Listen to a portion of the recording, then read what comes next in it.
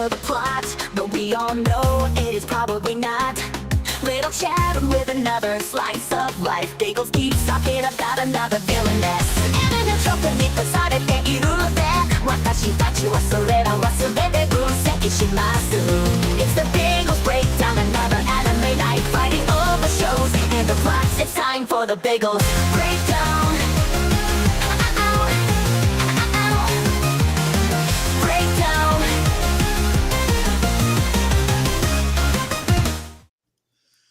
Hello, everybody, and welcome to the Biggles Breakdown. I am Biggles. I am joined with my co-hosts, Little Chad and Crimson, the Dobby Mommy Lolly Knight of the channel. Just like a new title for me every Hold fucking on. week, huh? Did you just appoint Crimson your Dommy Mommy Knight? He said he was going to tie me up. I said I was gonna tie you up and let a bunch of little kids climb all over you, use you as a fucking jungle gym. It's the only appropriate measure of torture that I think will actually get under your skin. Crimson, You just like if I actually like tried to waterboard you, you'd just be begging me to do it harder. do it harder than let me, mommy. Dobby Mommy. Dobby Mommy Crimson. We're getting off on a great start here. Oh yeah, always up getting off. I mean, what? That's inappropriate. Okay, so speaking of getting off, did you guys see there was no child abuse other than mental? It didn't help me. It did nothing for me. In Original Sin. I was about to say, you need to clarify what we're talking about here. Yeah. Did you guys see that there was no child abuse? It's such a wild thing to say with no context. I'm going to assume that this is related to Original Sin this season. Yes. Okay. It was only mental. It wasn't physical. Like all This the other show, ones. I mean, it's so utterly dark, but it's so well written. It's one of those things where it's just like, I'm sure that after this season wraps up, I'm never gonna watch this show again because I wouldn't be able to. I wouldn't want it. But I'm not really missing no it. reason to watch it again after you've seen it once. I would say, it's not something like where like even if it's dark like Berserk, where it's just a good story all the way through, something that you can like enjoy for different reasons. This one's just kind of like, I don't know. It's a watch once and like, all right, you know what, you're good enough. But that's coming from a guy who tends not to rewatch things because I don't know. I don't ever feel compelled to rewatch a series. At least not very often. There are a handful that I have had a good time rewatching, like ReZero and Naruto, but All right. So, yeah, let's actually get to anime. And, or I mean, it is an anime, but let's talk about the one I'm most excited for. The return of Kaiju number 8. the Biggles sunken cost fallacy anime, yes. By the way, how did that end in the manga? It ended pretty good, actually. It wrapped everything up. You know, Kafka got the killing blow and all that shit. And which girl did he end up with? None of them, which is good. I like it. No. Yeah, Mina was more of a Biggles rival. hates women. Dude, listen, He's gay. listen, He wanted listen. Kafka to end up with like one of the big burly dudes. The big burly one. So, Owie. You want with Owie? No. He's out here wanting to take that big, like that massive Kaiju number 8 cock, you know. I just feel like any manga that ends without an actual romantic decision Well, this ends was up just just a destroying romance. the fan base. Gets so pissed off when that happens. Listen, Mina is like Bakugo, and I say that because they're the rivals, right? So all the people that ship Deku and Bakugo are the people that are mad at this. Okay, it's fine. It's a good. But she's a girl in this show, so so She it's got not gay. titties, though. not really. If anything, Weren't they they're- childhood friends also? Yeah, kinda. And didn't he decide he needed to be on the fighting team because he wanted to be by her side? That's not the reason. They had a bet against each other who was going to be the cooler defense force leader. So they made a promise that they would kick the shit out of kaijus together. Biggles, I think you need to just accept that this series is chopped. It had a Hold bad. on, hold on. It didn't have a bad ending. I'm kidding. I'm messing with you. I just want I've to. been I just fucking with you this whole time as far as Kaiju number 8 goes. Biggles. Let me make sure I understand your argument. I said, weren't they childhood friends? And he had promised to be by her side. And your counter was no. They had only promised to be rivals, striving to achieve next Who to would each be other. better? Who would be better? Yeah. That's the same. It's like the But they meme from wouldn't The be- Office. They're the same if- picture, Biggles. No, they're not. Listen, if they were going to see who was the better captain, they would be on different divisions. I'm genuinely Fighting together, they'd still be in the same defense force, but not in the same division. I'm genuinely on little Chad's side in this one. When you have something like this and you don't, like, and the hero doesn't get the girl at the end, I'm just like, okay, like, sure, but why you gotta cuck the dude after everything he's been through? Like, I mean, can't we get like a he's fine. like, can't the boy get some, after everything he's been through? Did he get a little android version of her that was made by a little mad scientist girl that has the same personality? Maybe that could be in the sequel. No, no, he's not good. Robo number 8. It's so this for me. This is like the same scenario like Oshi no Kun, like where I had heard all these great things about it. I had started watching it, and I was behind, but I had started watching it, and then the manga ended, and it ended so badly. So badly. It's not a fucking romance. I totally dropped the. It doesn't have to be a romance in order to have a romantic element to it. Naruto's not a fucking romance, but it ends with Hinata and Naruto's wedding. It was more of a rivalry than a romance. And if you're going to say anything, it would be more like, honestly, he had better chemistry with Kikuro than he did with Mina. And Yeah, as if all the scenes of Mina just, like at night looking out over the city, like thinking about Kafka by like, herself. fuck you, Kafka. You lied to me. That's the first time you see her when you're talking about that scene. She's like, fuck you lied to me. She was pissed off at him. But there's no romance here. Why would she fuck? You know what? Yeah, I don't want to argue with this fucking mongoloid. It's not a fucking romance anime. Look, action, adventure, sci-fi. Well, neither was fucking My Hero Academia, and people still got up in arms about it. You want to know why? Because people want the hero to get the girl, you fucking mong. That's fucking My Hero is different. Every fucking scene they're together, they're like, yeah, somehow My Hero is less fucking gay than this series. That should not be said about anything. This show is fucking awesome. You shut your fucking mouth, Crimson, and the manga is great. You just want to get pegged by Sunk Kaiju number cost 8. fallacy. Nah, man, it was a good ending. Hi, I'm Biggles Sunk Cost Fallacy. I've spent so much money on Kaiju number 8 merch, I can't objectively admit. And I'm going to spend more, motherfuckers. You can't stop me. The thing is I really don't have that much skin in the game because it's not like I super duper care about the ending. I as much as I've railed on it, I'll be entirely honest here. It doesn't bother me. I'm just ribbing Biggles because I know this is his favorite series, and I'm gonna continue to shit on it just because. It's not my favorite series. Okay, well, you It's know not what? I don't Goblin give a Slayer. fuck. It is now. I say it's your favorite It's- series, therefore it is your favorite series. All right, hold on, Crimson. You have to do a fake Biggles quote if you're going to do this. You have to go for it.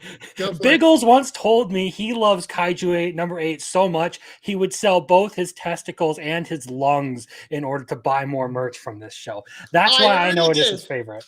I already did. But that was after I chopped off a leg and an arm for Goblin Slayer. Did you ever end up selling your spare kidney for it too?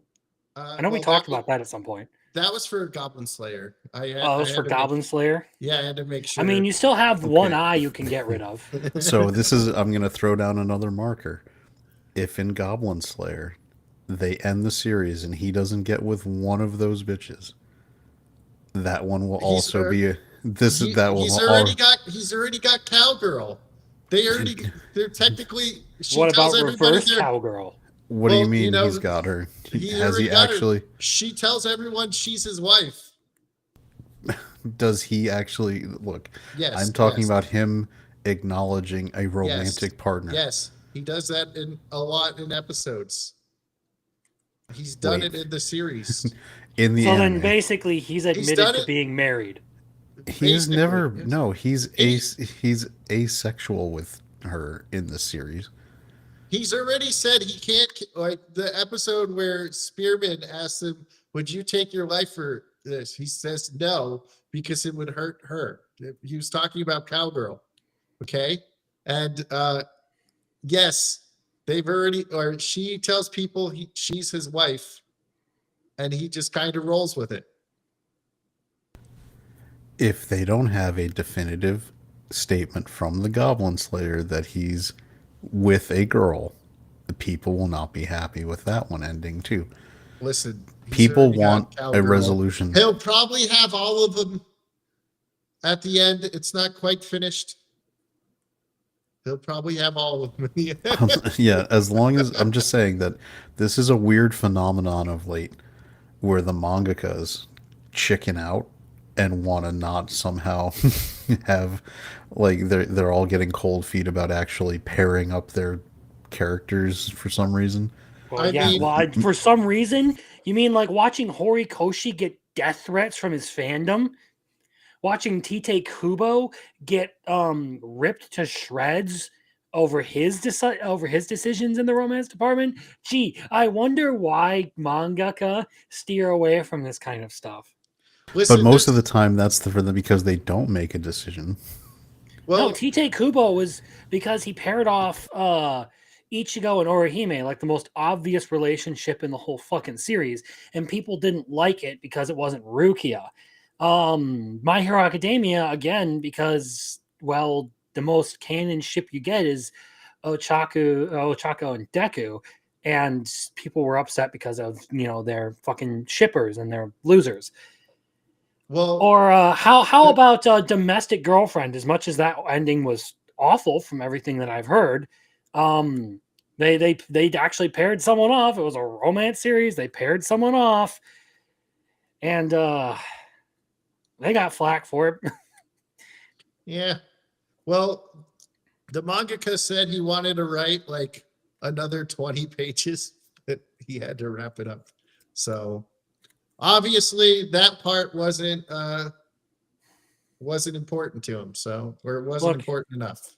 the only part about this I cared about, oh, sorry, I should say, the part about this that I really liked was Narumi's entrance into the fucking battle. Oh yeah, dude, he just comes out.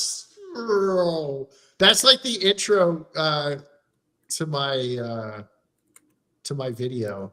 Basically, it has Kaiju number 8 blowing up, and then it has him coming in and blowing the fucking thing up. And like what I will say is I really liked the sound design in this and how they like used a lot of like the old school Godzilla music for like any kaiju scenes or whatever. I was like, you know what? That's pretty cool. One complaint I have in that regard though is why does that giant fucking kaiju sound like an elephant? Maybe it's an elephant kaiju. Who knows? Why does it look like a fucking lizard then? I It's don't out here know, making elephant noises, but it looks like Godzilla. I'm like, all right, stick a trunk on that motherfucker and see where we go, okay? But no, I really like Feed him this some episode. peanuts, he'll fuck off. Actually, it was the ending of my video that had that one. Was the Narumi's entrance. But yeah, It was a strong first episode for the season, to be entirely honest. honestly, It was a good one. And I'm glad I actually got to watch it dubbed because that made it a little bit more appealing to me. I like the dub for this one. Yeah, the dub is really good. Especially like we talked about with Aaron Dismuke as the voice of Narumi. Other than the Dookie Duty line, the dub and the sub are really close to each other. There's like a couple episodes where the writing's slightly different, but for the most part, they're very close in comparison. So it's not like My Dress Up Darling, where it's all retard sayings and shit, and you don't Skip it about understand boop, what, beep it about that. Well, yeah, you don't that's understand what well, she's like saying. with my dress up darling, it's because the dub is being localized hard And, in terms of language. I don't understand any of the words they're saying in it. Yeah, because it's a bunch of people going through a midlife crisis writing all that bullshit for the localization. Uh, yeah, I did understand equipping boobs. yeah. Well, Well, yeah, that was because the that sub. that was the was really sub. easy. Yeah, I was making a joke. You But can yeah. equip titties. Let's go. I still have to laugh at the scene where she first sees Amino, and like it just ends with the shocked fish. That always gets me. Uh, yeah, so we can jump into my dress up darling. But yeah, I love Kaiju number 8. I thought the ending was good. I don't give a shit about ships in non-romance animes. Like Yeah, if because Biggles is gay and he hates women. if Vegeta never got Bulma and Goku never got either of them, I wouldn't have gave a shit. Which yeah. So Biggles is that guy who is like secretly wishing death upon everyone who gets into a good relationship. yeah, That's exactly. why he hates it. I don't He secretly can't do it. he can't stand when other people get a girlfriend and he doesn't. I openly do that, and no. He once told me that if he ever if one of us ever got into a relationship or something, he would find our house and order a drone strike on it. That's why little Chad is no longer actually here, because he's in a loving relationship. Yeah, he's been replaced by AI this whole time. Little Chad isn't real. Yeah, that happens. He's just like so casual about it. Yeah, that happens sometimes. You just replace your friend with an AI because you don't like him. Because he got married, bastard. He left. Yeah, me. we have female Grok replacing little Chad next week. Oh yeah, the female. Did anybody think it's kind of weird that the man who's talking about the giant crisis of birth rates decides to give Grant Humanity an anime waifu AI companion?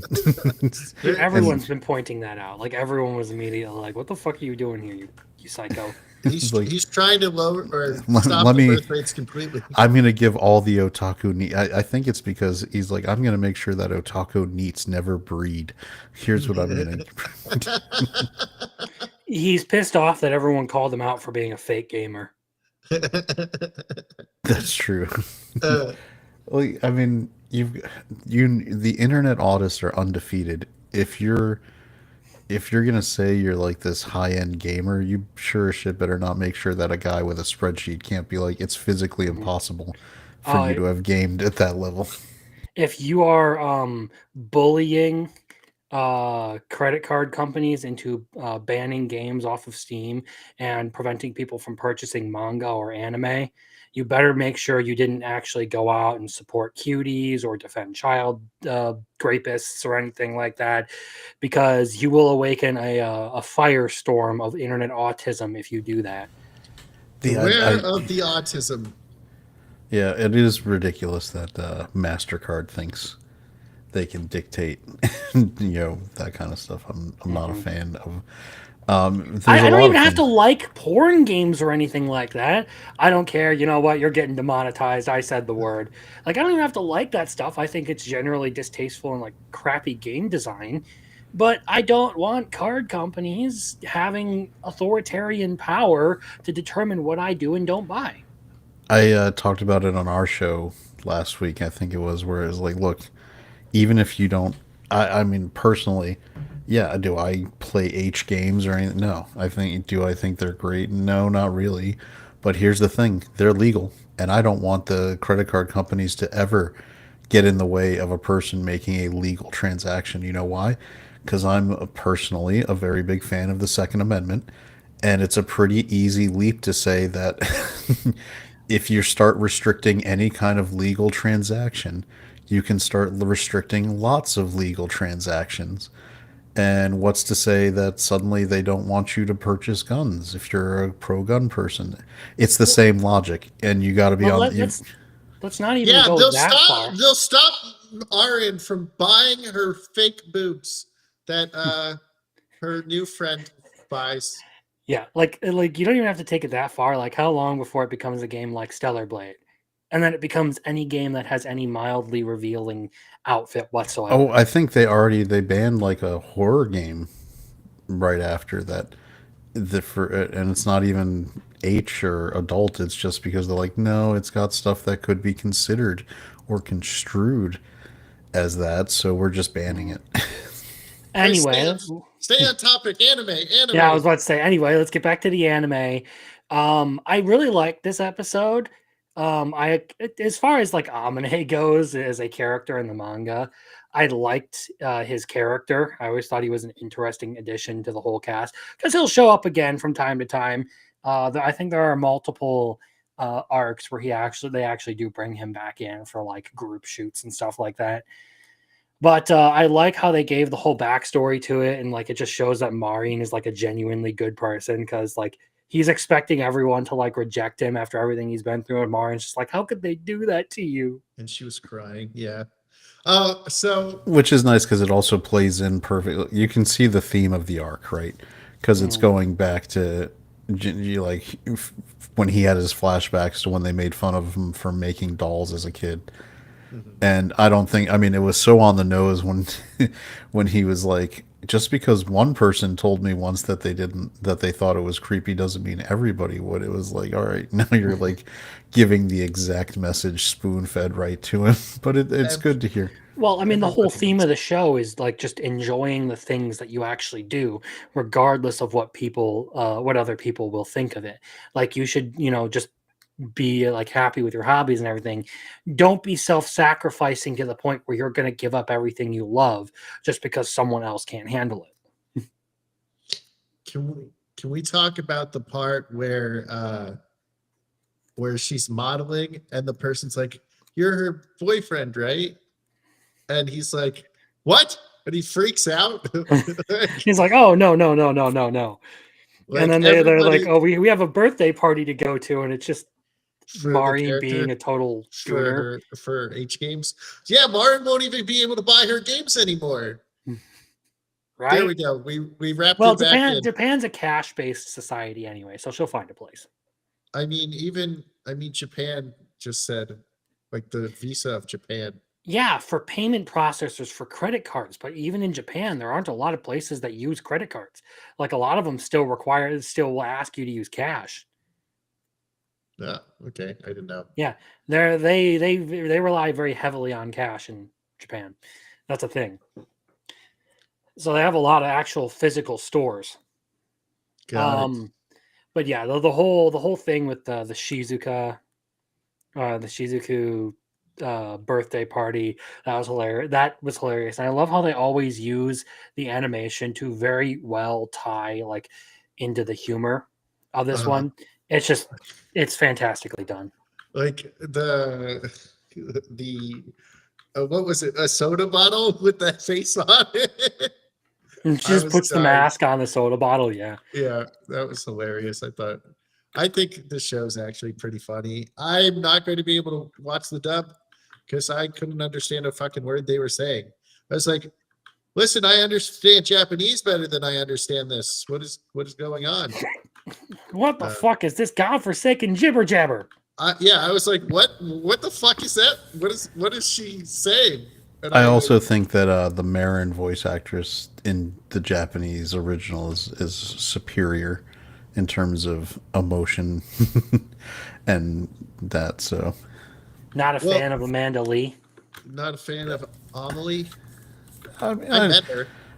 I mean, I don't know if it's because, like Biggles says, they're so invested in trying to make them sound like, "Hey, fellow teens, listen to my teen vernacular that I can use, like Riz and no cap." Amanda Lee is actually closer to my age, so it kind of does make sense that she would talk like that.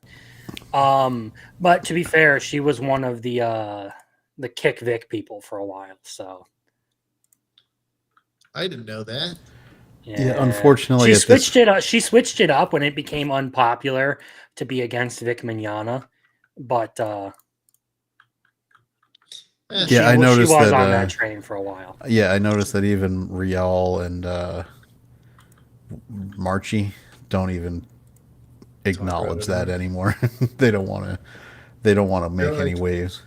we got busted in our words. All right, so here's Don to Don again. Did you Um, now that you finished the third episode? the 100 hits was fucking awesome.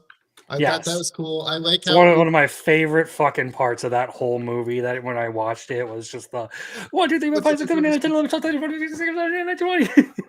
um I like how they don't use Okaroon as a joke in this one. I feel like he's used as a joke, like the butt of the joke too many times. Um and I didn't like that, but in this one they fix that. He's actually useful.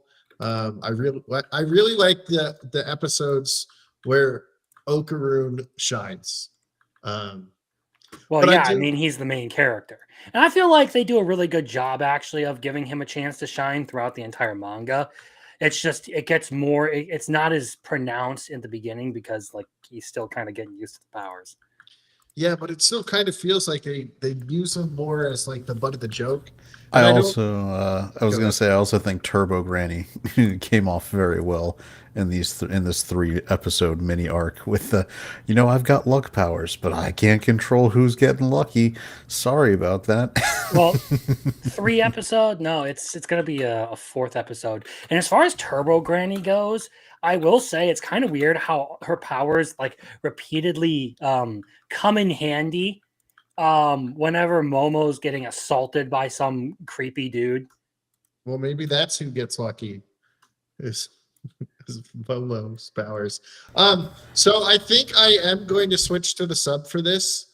Um, after watching it with the subtitles randomly showing up during the episode while I was watching the dub, the sub is just so much better from like word wise. Like the dialogue makes me fucking want to punch myself uh, listening to the dub. So I think I'm going to switch to the sub, even though when I'm watching a sub, I like fall asleep because reading puts me to sleep. So I figured out why I fall I asleep actually all the really time like the every time Don I Don watch. dub, to be honest. Yeah, I Don't think like this it. is one of the better dubs I don't that really out like there. it. I especially After like when he switches over to his like Turbo Granny powered up persona, and I like he's that got voice the better. cool deep voice, and he's like, I don't even care. Yeah, but I after What a seeing what bummer. after seeing what the sub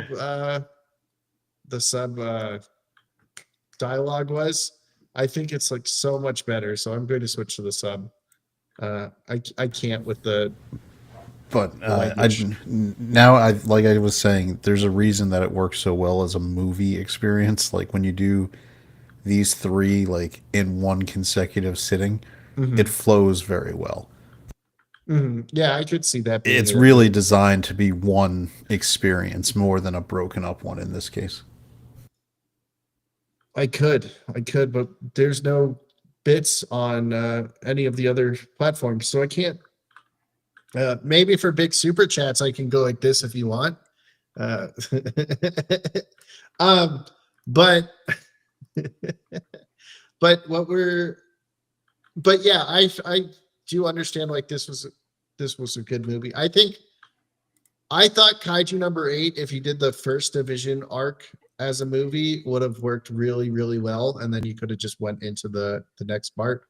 Um, but yeah, I'm liking it a little better now after that episode. I'm going to switch to the sub, and maybe Jinchi won't be as fucking annoying um, when he's back. But GG, yeah, you mean? yeah. What did I say? Jinchi. I did say Jinchi. I thought You I said did. Chichi. You said Jinchi. You No, put an there's N no in way. there. You put an N in there, I man. put an N in there? Yeah, for your favorite letter, you know. Yes. My favorite letter. Okay.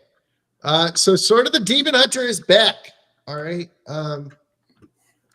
Uh the Sword of the Demon Hunter is back. And the first episode was kind of like before or like in the middle of the first episode It was a flashback to something that wasn't covered in the season one or the first in episode the one? prologue, pretty much. Yeah. Okay. It was when he was getting assigned, like when they specifically created the second guard, Yeah. which was part of the chief's plan to get her to marry his son. Yeah, that chief's a scumbag. Well, Uh, he felt the guilt afterwards. He didn't really and to the chief's credit, he kept his promise and made that a temple to him that has stood the test of time so Yeah. far. Still a douchebag. He's Just trying because to. you make one promise doesn't mean you're not a douchebag. Well, he openly admitted his error and has said he'd spend the rest of his life atoning for it. Good. I mean, which he clearly did. They set up the temple in his name to be a refuge for him. Yeah, but so Crimson hasn't watched the new episode that came today. Much better than that first episode coming back. And we know there's other demons around that are with humans. And man does some things and blames it on the sword. Is this the one who has clearly never touched a woman in his life, or is that the other one? I don't know about Rolando, but the other one definitely not. No. Oh, okay. No. I never remember which one is which. No. No. This is okay. You're thinking of Roland New. No, this is Taco Roland. So. Oh, okay. We're good. Okay. Yeah. That He's Crimson cool. guy is He's gay. cool. Crimson, Except for that. I mean, he can be a fucking tool all he wants like that. But you know what?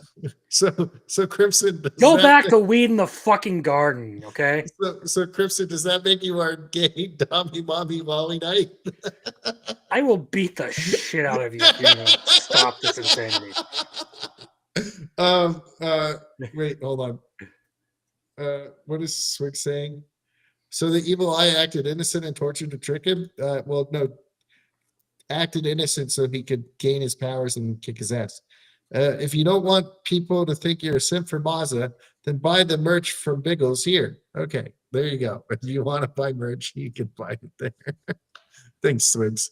Hello, senor. The simp from Maza. Don't waste your money on this fool. He'll call you gay. Hey, I didn't call you gay. The chat did. You call me gay. All right. So Sword of the Demon Hunter came back, and it's good. I like it. Little Chad, what do you think of the new episodes? I'm really glad it came back in this season, to be honest. Me too. Yeah, I mean, it's continue to me. It's just obviously just a straight continuation, moving to a second core. It's maintaining the balance. I think it took a breather episode after that emotional gut punch of seeing his beloved's body being used to basically create the evil Saki that was responsible for him having to kill his own father. So many feelings, right? So you can see he was dealing with that. So I like the that they went a little slow right out the, because you've got to decompress from that, right? That's not something you easily deal with. So it's taking the right approach where we're now building back into the bigger mystery, or like who was doing it. And we all, as the audience, we know who it was. He suspects he knows who it was too, with the description of the blonde English quote unquote looking woman. So who fits the description of his demon form sister. I'm pretty happy with it. I think so far this is one of the better ones of the last couple seasons of anime, right? It's maintained its quality throughout. Is the writing Apothecary Diaries? No. Is it above average? Yes. Is the animation solid? Yes. I would say the writing is very, very good. Just because it doesn't carry the same level of detail as the Apothecary Diaries, it's on the same level of competence, I would say. Because that's why I say it's above average. It's like an 8, right? Apothecary Diaries is a 10. maybe even 11 on a scale of 10. You know, It's that but good, yeah. you know, with this one, I mean, it's an 8. It's usually when you don't have goated series competing against you, this would probably be one of the like anime of the year contenders. But it's just drawing a short straw, right? Like when you're being compared to some of these other shows, you lose down. It's a really good show, but it shone better last season because it didn't have as much competition. Yeah, Yeah, it this does. one has got a bunch. I do think it's moving down because now with Dan to Dan back, especially, that steals some of its thunder. Kaiju number 8 steals some of its thunder, even though that ended apparently badly in the manga. That's okay. The anime's fucking banging. So Not as it is. banging as Nukitashi. I would even say that Clevitas that Clevitas has taken some of the Sword of the Demon Hunter thunder because you know what Sword of the Demon Hunter had was like, you know, it had such hard backstories, like you know, like it pulled no punches. And then you've got Clevitas, which is doing the same thing, and it's kind of got a new, fresh take on with that. I mean, that for the love of God, that milkmaid is probably up there with anybody in terms of like, no, please let her. Tragic story. Can we give her a W? Can we get her a win? She got eaten this episode. This poor girl. I like I like how he's in the cave at the bottom where it's like pitch black. So now he can go into his form and just fucking kill that giant troll and just fucking destroy this dude. Be like, you harmed my milk bitch. Right? I thought it was interesting that we got to like see this troll like have a whole like freak out over like, oh shit, maybe I don't want to fuck with this thing. Be like, I just realized this is someone way stronger than me. Yeah. That was great. I did enjoy Exactly. that. Yeah. It was like nope, nope, nope, nope. Don't want it. And he had to drug the troll up to get it going, which is interesting. And then we've got her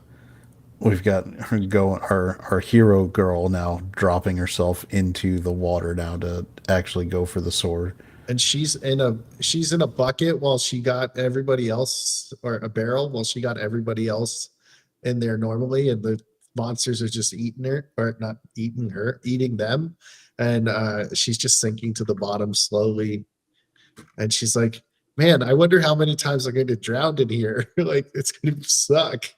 But yeah, she feels all the pain. So when she fell off the cliff at the end of last episode, man.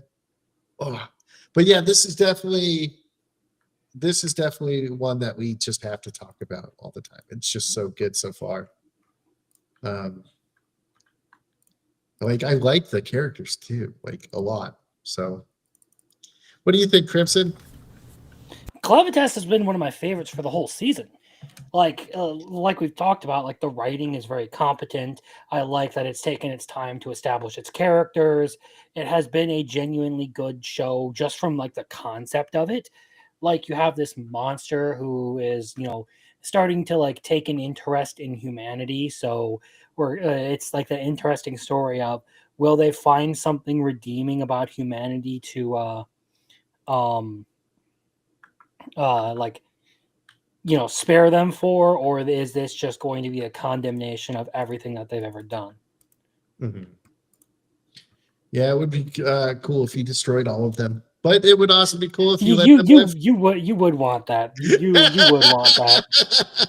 My idea of good is different from your guys's, which is why we have very different. Yes. Biggles loves dead children. We all know. Yes, that's why Goblin Slayer is so great. There's a lot of them. I did think trying to Crimson, move on from that Crimson looks that like the meme. when the troll threw up that girl and she was covered in stomach acid and digested, and Clevitas was basically tells the baby she's gonna die. Your job now is little baby. Just make her last moments as happy as possible because you're the only one that can do that. You take care of that. I'm gonna go ahead and deal with this. Yeah, That's a great scene too. That's why I think he's going to fill her with like the dark Egger, or is that what Ichor, Ichor, not the dark Dark Egger. the dark Kegger. I mean, the Dark dark Kegger sounds like a fucking Yu-Gi-Oh card. the dark Kegger, yeah. The dark dark Egger, right? Egger? What's Ichor. Ichor. The dark Yes. Ichor.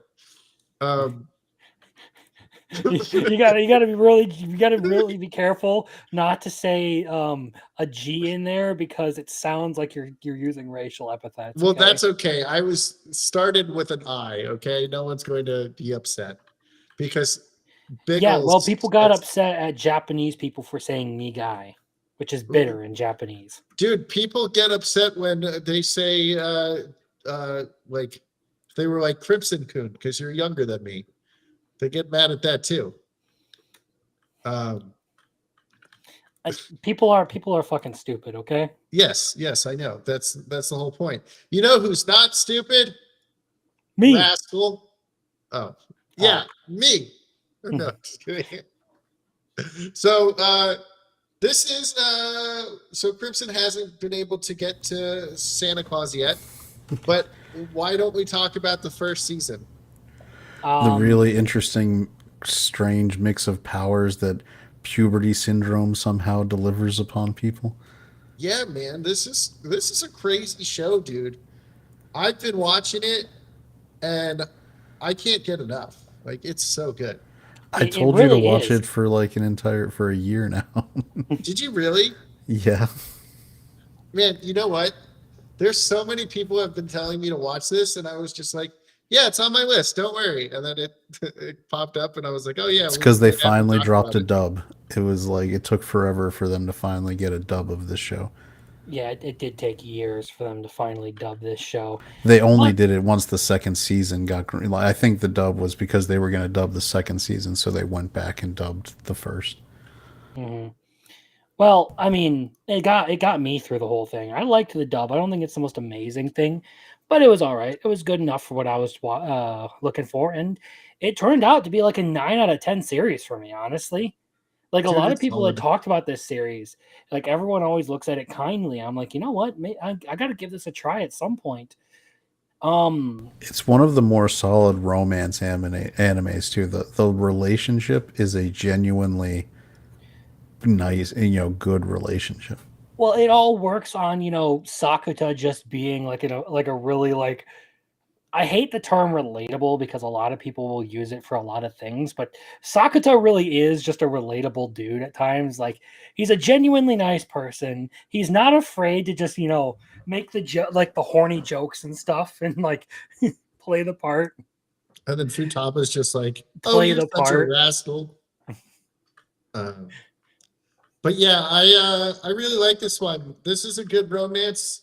Uh, in 3 episodes, it did a better romance anime than all of Rent a Girlfriend, right? Am I right? Pretty much, You yes. got I mean, everything in 3 episodes. did you, I mean the this Rent a Girlfriend guys? Did the new one where it was the guy with his sisters, right? That's the same Shorinji author. family, children, Yeah, yes. Yeah. yeah.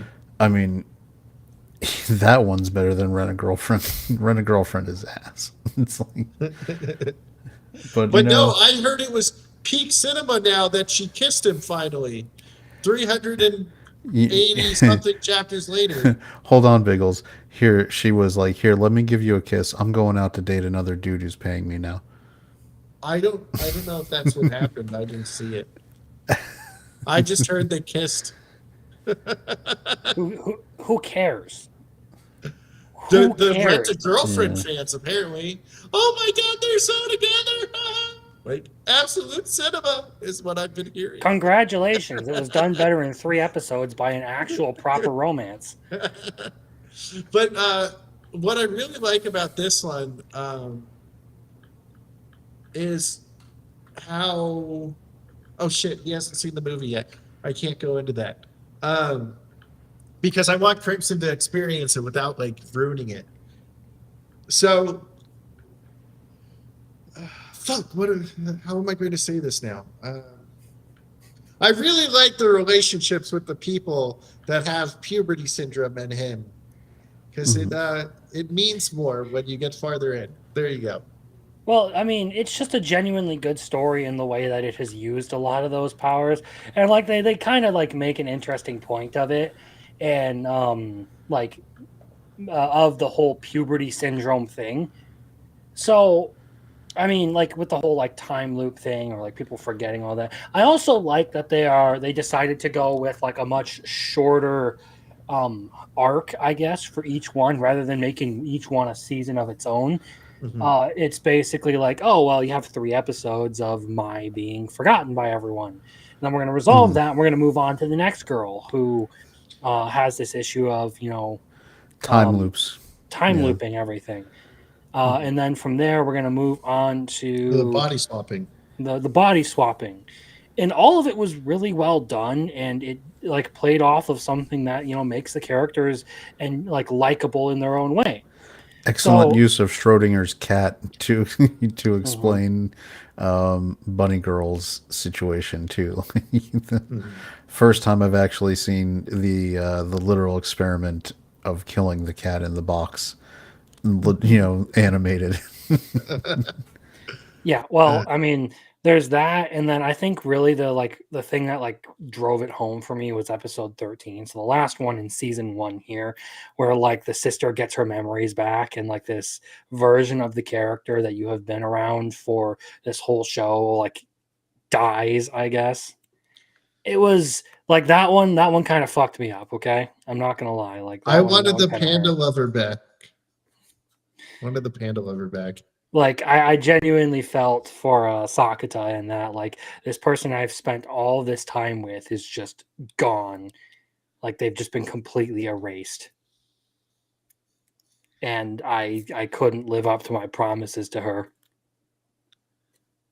Yeah, I mean, there's a lot going on this one. I mean, this is this it's super well written. I think Crimson's right by making sure they keep it streamlined.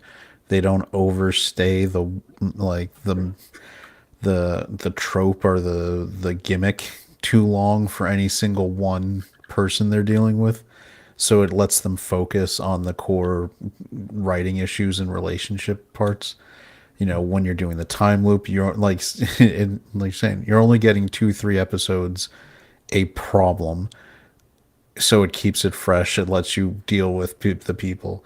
The writing is excellent. The show pays off.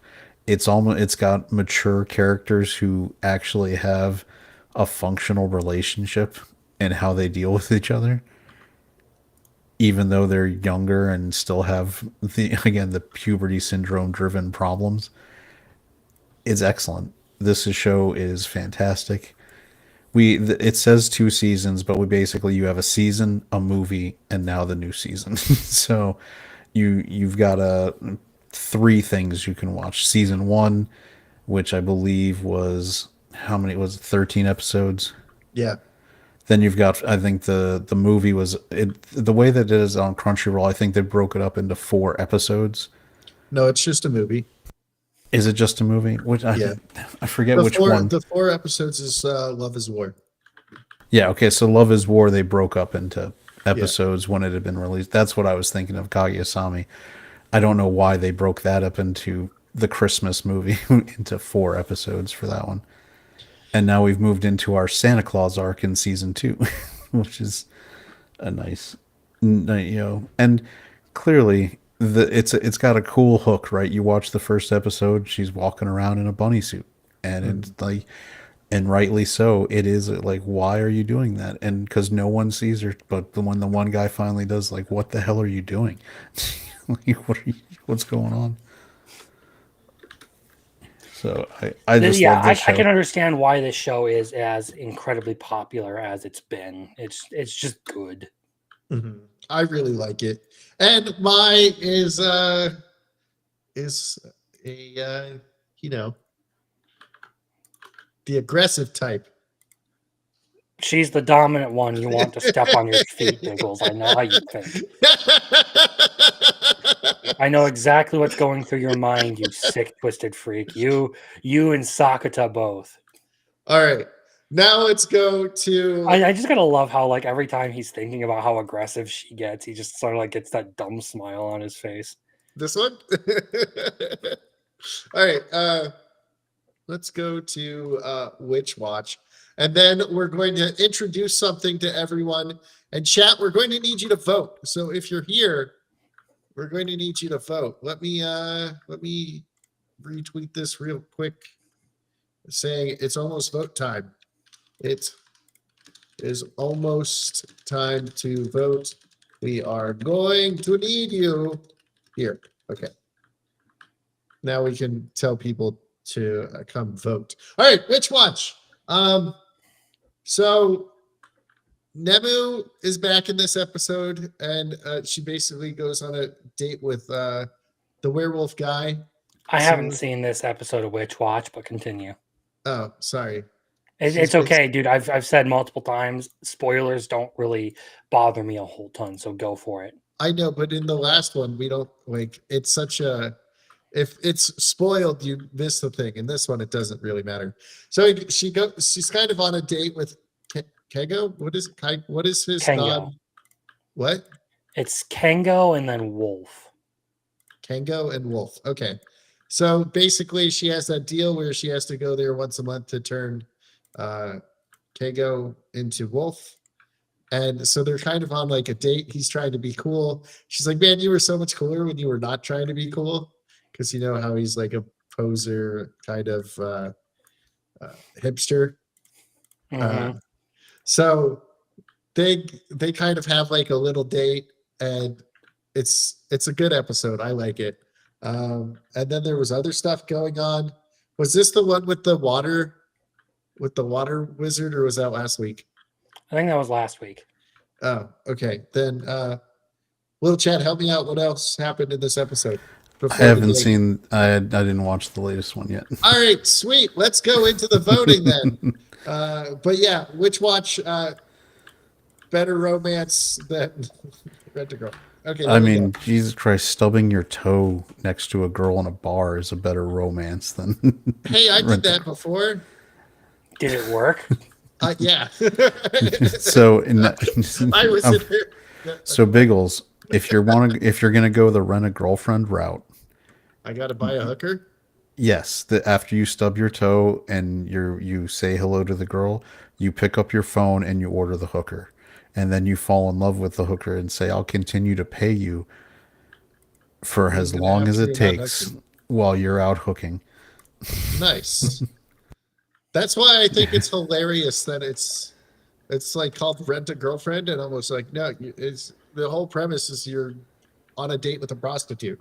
Okay. Well, I So- mean, there is actually a cultural like thing where like they're Yeah, different, I was told, but it's kind of effectively like the same thing. To It's be been- entirely honest. I mean, I think It's a you could- parasocial relationship. Okay, it's They not should have healthy. changed when they brought it to America. They should have changed the title to Simp King. Simp King. Yeah, that would have worked. The Pokemon story.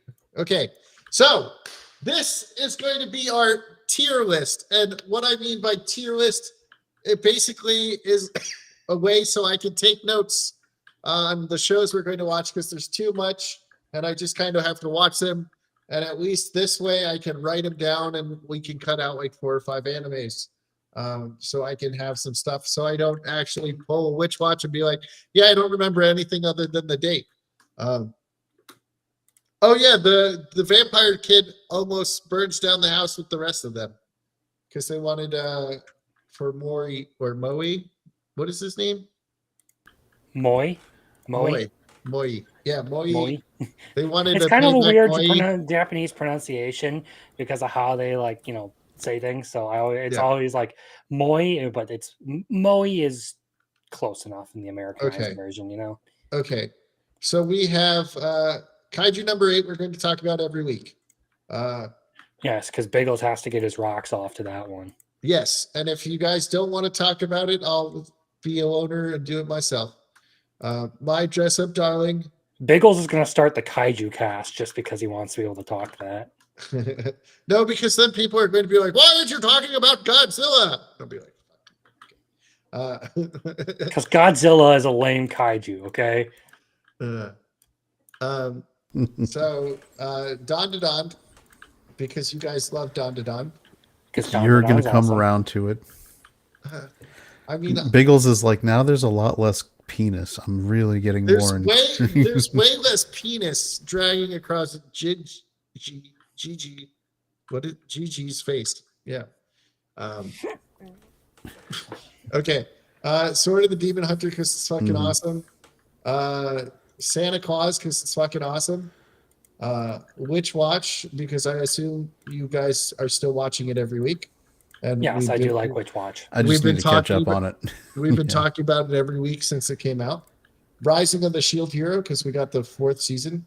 Clevitas because it's fucking awesome, and Silent Witch because it's fucking awesome. I'll just say honestly, I have watched the first couple Risings of the Shield Hero. It is one that I can see myself losing interest in, and might not be the I might not keep up every week on that one. It is not hooking me so far at all. All right. Well, if you and Crimson drop it, we'll probably take it off the list. I mean, it could change, but so far it's like it's really just shuffling its feet, not doing anything. It needs to get some action. All right. Remember, chat, you're going to get to vote here in a little bit. So, okay. So here's what we're going to do. I'm going to pick one. Little Chad's going to pick one. Crimson's going to pick one. Whatever's left, I will pick my next choice there. Then little Chad will choose his next choice. Crimson will get the final say on which one we talk about every week. And then, chat, you get to vote on one. Now, I did not put Call of the Night on the talk every week because I feel like I would rather binge it.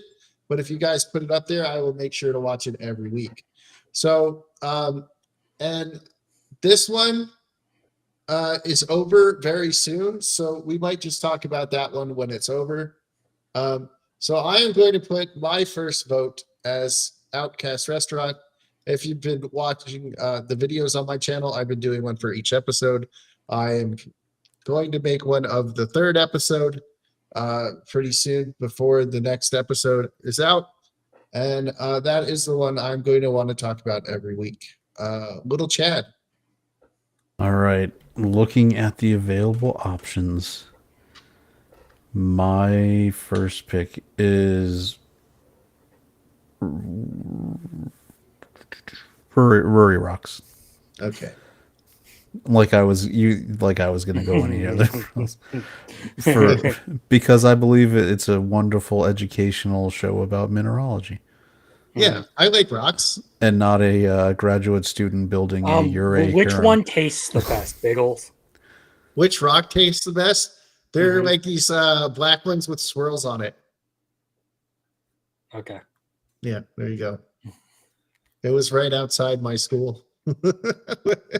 Okay, Crimson, choose yours. I feel like the only obvious choice out of all these picks for me is Gachiakuta, to be entirely honest.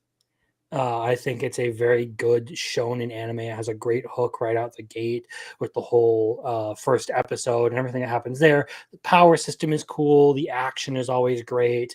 I like the whole thing. The character dynamics in it have been great. So I enjoy this one a lot. Okay. That is a good pick. I figured you would pick that one. So far I was right on my first picks that you guys would choose. Now, I'm hoping little Chad picks something that I'm thinking he will pick. And if not, I might just throw it up there anyways.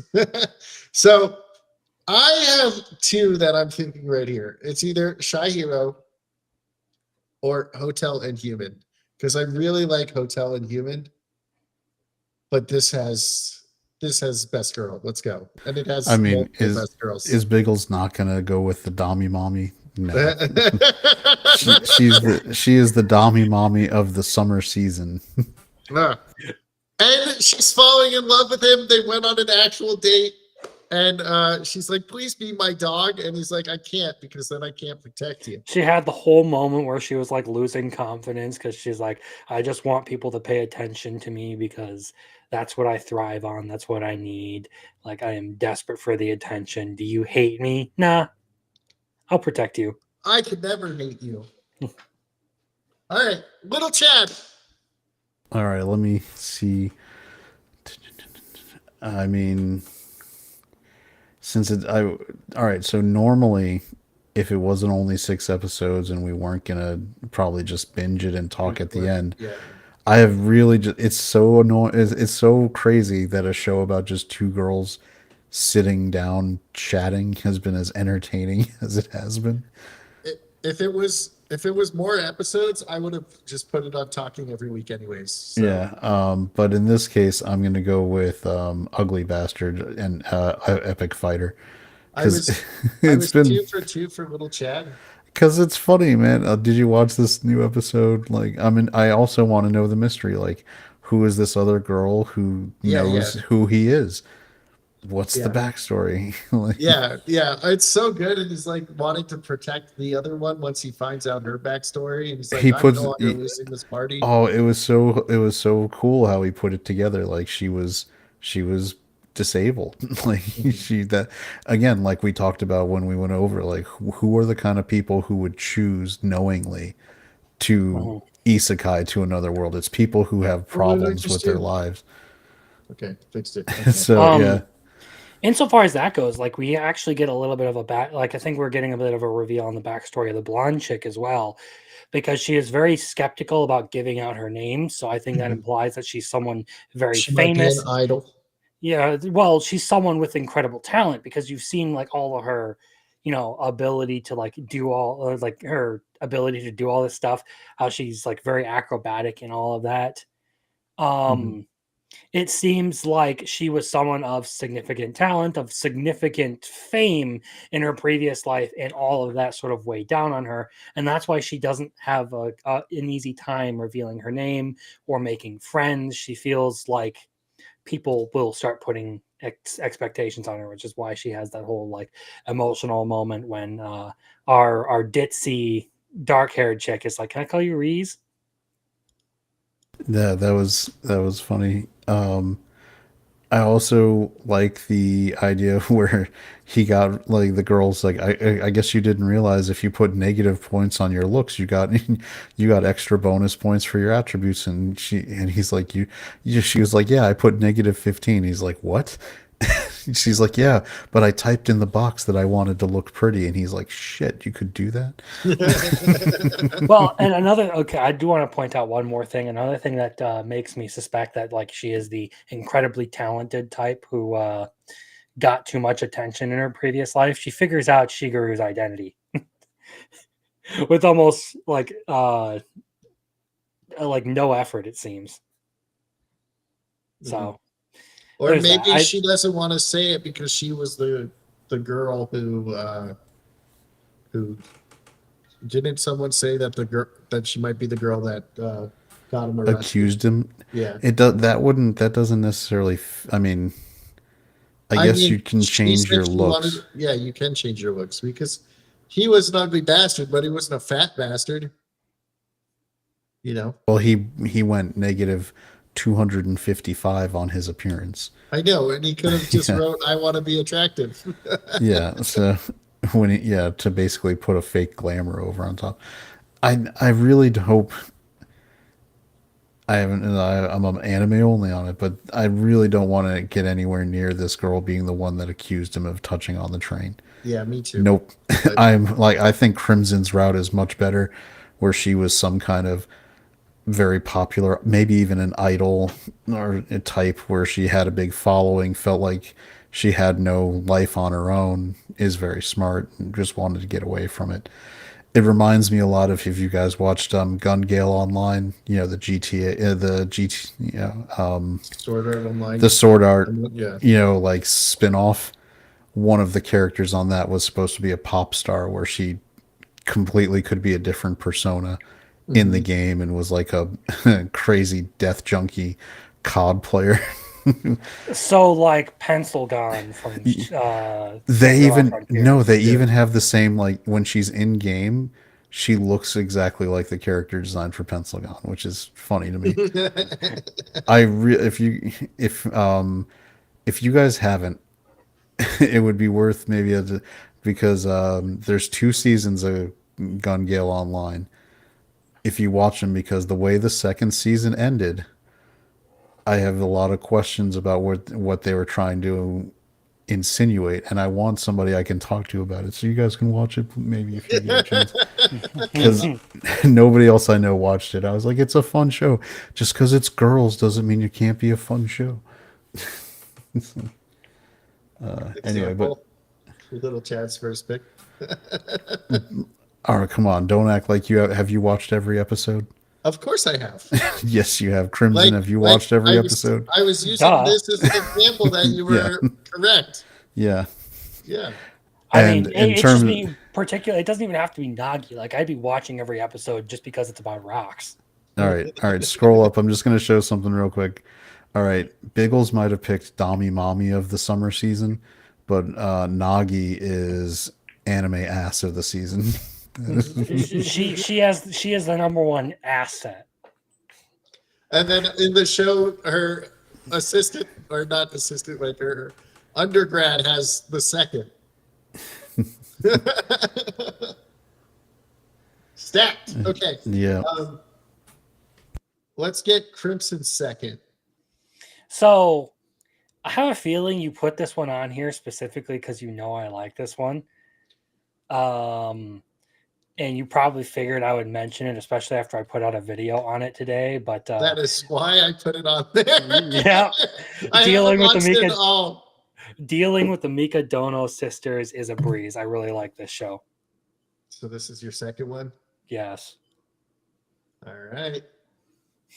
Because basically the premise is it's like the useless kid or the talentless kid is now living with like all these like high specs girls, and like he's doing everything he can like in his power to like, you know, make this like happy family environment for everyone. Like he basically just wants a nice like living situation. He wants to like get to know these girls, and all the time like he's just like doing stuff as he normally would, and like unintentionally like charming the shit out of every one of these girls. And, like to the point where like episode 2 or 3 they're already admitted, like some of them are already like having their Freudian slips of like, you also have a crush on him. Wait, you say also as in you're implying that you do. The sisters are like it's just a really good like a harem rom-com. A lot of people will like shit on harems, but I still think they're always better than love triangles. Fucking fight me on that. And As like all long the as characters the in this one, all the characters in this one, very good. I like them all. Some of them may come off as like harsh or asshole-ish, but they come around within an episode or two to the point where like, okay, you know what? I actually really like them. I can see why they're like not just a complete asshole. yeah, And but the you useless still kid actually can do good stuff. He's awesome. Okay. yeah, but I mean, you in a harem show, you do need what turns the harem show is making sure that the lead is likable, because most of the time, if you're dealing with a harem show, he's gonna be like somehow. He is a professional troll in this one. It is Oh, awesome. good, perfect. Because He starts messing with these girls too, like just to like get them to like sort of like open up to him. Like there's one scene where like the sporty chick is refusing to eat anything that he makes because she's quote unquote in control of everything that goes into her body. So he starts like being like a troll and just like tempting her, like this food is so delicious. Oh, look at this. I can't believe you won't eat this. it reminds me of Too Many Losing Heroines, where we got our introduction when he was like, "Don't do it, don't drink from the straw." Oh no! Like He's I sitting want, there feeling secondhand embarrassment. yeah, yeah. I want my lead in this kind of stuff to be. No, I mean, you don't want him to be like a simp or like too much of a, which is anime prior to 2010, especially in the harem genre. It was like super weak-willed, like No, boy I'll lead. try to sell you on this main character here. This guy knows he sucks at like all 3 points in which like these girls excel. So like in acting, he's the son of a famous actor, but he inherited none of that talent. He's not very athletic. He's not very intelligent, but he doesn't come off as a complete like useless oaf in this series. They pretty quickly establish him as like a really good like not just like housekeeper, but like manager of all three of these girls, pretty much. He's smart enough to like outwit them just because they don't communicate with each other. Um, and he's not like a gloomy, like bummed out loser the whole time. He has a very positive attitude about a lot of things. And I think that makes him a standout harem protagonist because he actually is like, putting in an effort, constantly making an attempt. He's not like sitting there like moping about everything. He's like, you know what? What's done is done. I'm going to move on. All I can do is just keep going forward. All right. Chat, it is your turn. All right. I don't know who else is here. It says we have at least 2 viewers. So it might just be Marcel's choice. All right. So chat, we have Apocalypse Bringer. We have Call of the Night. We have Scooped Up by an S-Rank Adventurer. We have New Saga. We have Yay of the Living Cat. We have Vending Machine. We have Detective These Days Are Crazy. We're going to talk about food court anyways. Cultural Exchange Game Center. Hotel Inhuman and name Rebirth. Onmyo Kaiten Reverse. Yeah, that. What Crimson just said. So chat, put your votes in the chat. Put your votes in. Who do you want? There's too many for me to run a poll. So in like we'll give you 3 minutes to decide. So at 7:15 my time, I will be calling it. So chat, if you're here, you got to vote. Otherwise, you're just stuck with whatever Marcel says. Can you read them again? Miss the first. Apocalypse Bringer, Call of the Night, Scooped Up by an S-Rank Adventurer, New Saga, Yai of the Living Cat, Reborn as a Vending Machine, Detective These Days Are Crazy, Cultural Exchange at the Game Center, Hotel Inhuman, and say it again, Crimson. Onmyo Kaiten Reverse. Yes, that one. Did you watch Man, the I Game thought Center it was anime? a tongue-tied hillbilly because I can't roll my R's, and that's why I got low grades in Spanish. But, Well, man, you can't even R's pronounce either. that. I can't fucking read.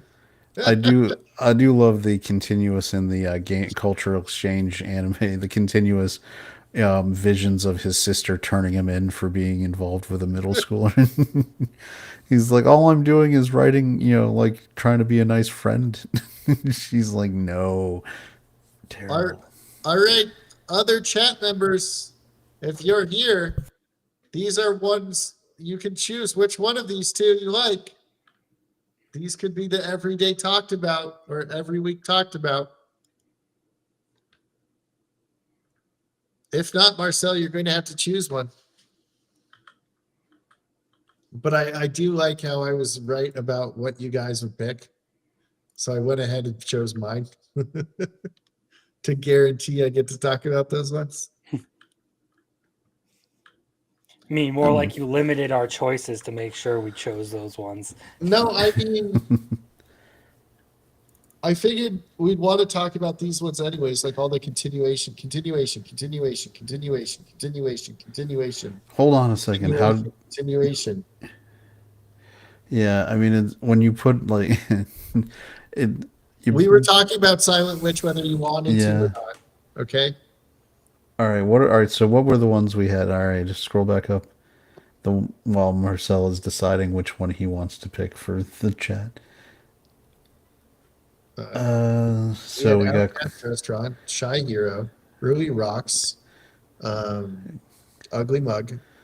No, I was just looking at our every week that you had put up that kind of boxed it, like where you telegraphed where we would go by putting those ones up there. Well, listen, Aside from Shield Hero, which I think is kind of wishy like that, that's like first season of Shield Hero would have been a yes, but it's been not an every week kind of show since. all right, so Game Center Girl gets to be Chats. That is a solid pick. All right, so It is. I considered picking it, and then I realized that Mika Dono Sisters was on there. I'm like, you know what? Yeah.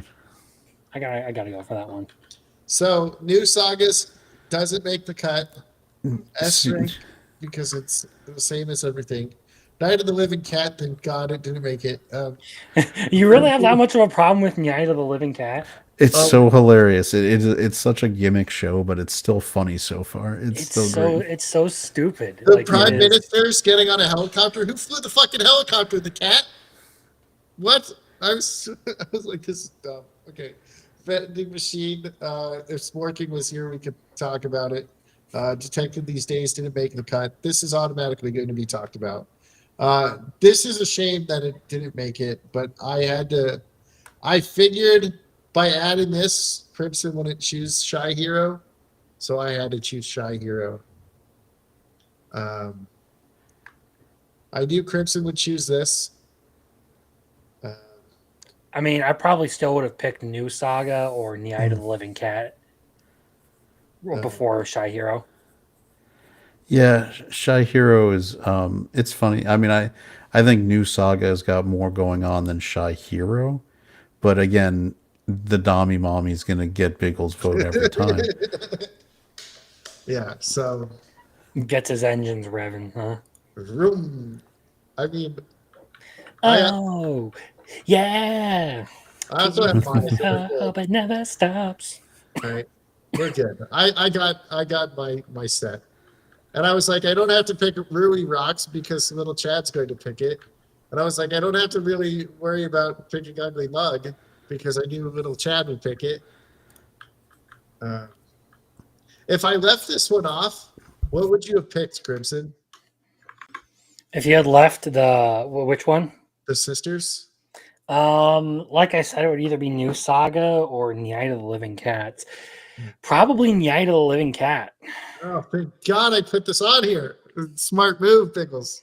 All right. So this is going to be our list. I'm going to screenshot that so I have it for later. Of which shows to watch. But I kind of knew.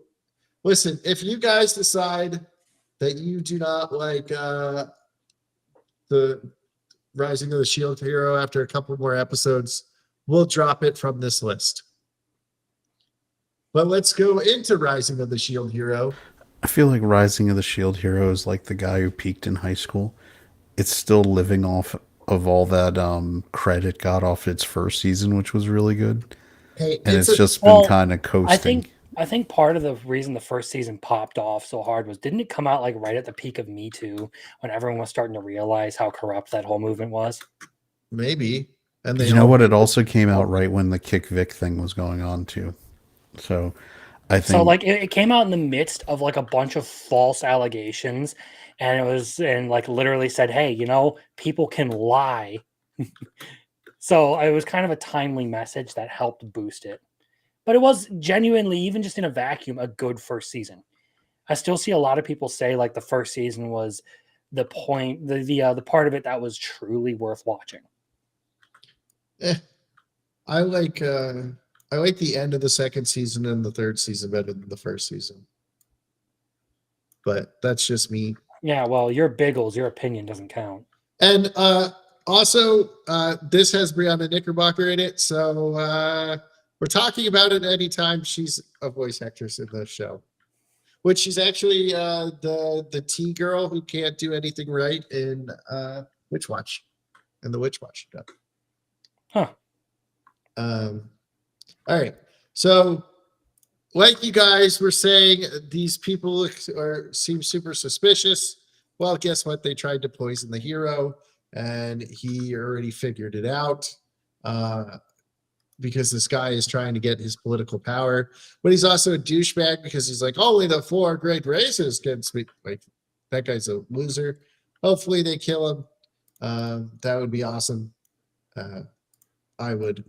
Um, and yeah, so that was about it. Maybe we'll Biggles take loves to kill his political enemies. Yeah, that's what I would do. Maybe we should just take this off the list. I don't know. I don't really. I would give it. We'll give it one more week maybe to see what happens, but it's treading water. All right. I mean, as long as it has Philo in it, I'm happy because it's got Brianna voicing Philo. I can't. I don't know how to take it because on the one hand, you're like, as long as it's got Philo in it, unhappy. On the other hand, you're like, man, I love shows where I'm children gonna get quote murdered. the armory guy. Are you a lolicon?